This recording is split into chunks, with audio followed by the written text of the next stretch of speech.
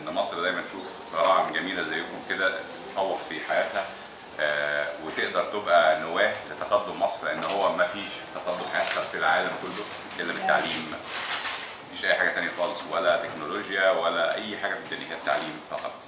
انا اتمنى لكم النجاح الدائم ان شاء الله، والف الف مبروك عليكم وشرفتونا الحقيقه. 10 غرب 80.1 وكفايه عليها كده.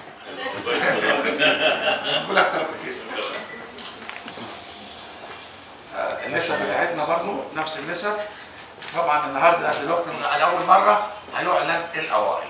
الاوائل حضراتكم عشان تبقوا عارفين، الاول بسم الله ما شاء الله تبارك الله 300 من 300، 6 مشتركين في المركز الثاني، 6 299 ونص، 10 مشتركين في المركز الثالث 299 من 300.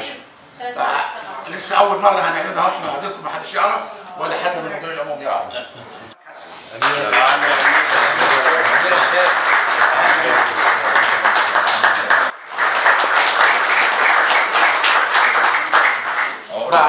بعديه برضه عمر عبد الفتاح محمد.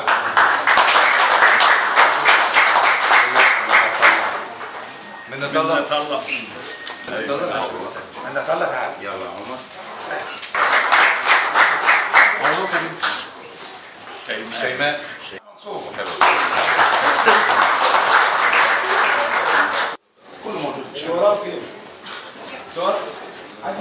أهني الأهالي والطلبة للتفوق للنجاح. طبعا من أسعد المناسبات اللي ممكن أي حد، ونفتكر أغنية عبد الحليم طبعا الناجح يرفع إيده. فأنا الحقيقة يعني أتمنى المحافظة على المركز، لأن هو ده السبيل الوحيد لنهوض مصر. وان شاء الله هتشوفوا ان اسكندريه بالذات هتكون رائده، هي زي ما قلنا مناره العلم والمعرفه طول عمرها، هنرجعها اقوى مما كانت. هنعمل جامعات، عاملين اتفاقيات مع جامعات عالميه انها تخش اسكندريه. في مشروع كبير ان نكون جامعه من احسن 10 جامعات في العالم انها تقام في اسكندريه. فاحنا الحقيقه شغالين بقوه شديده مع يعني قمم زي الدكتور مجدي يعقوب والدكتور فاروق الباز والدكتور فاروق العقده و4 رؤساء على مستوى العالم والدكتور اسماعيل سراج الدين من المكتبه. كل ده عشان نحط التعليم في المركز المناسب للاسكندريه ولجمهوريه مصر العربيه ان شاء الله. يا مدام بعد اذن حضرتك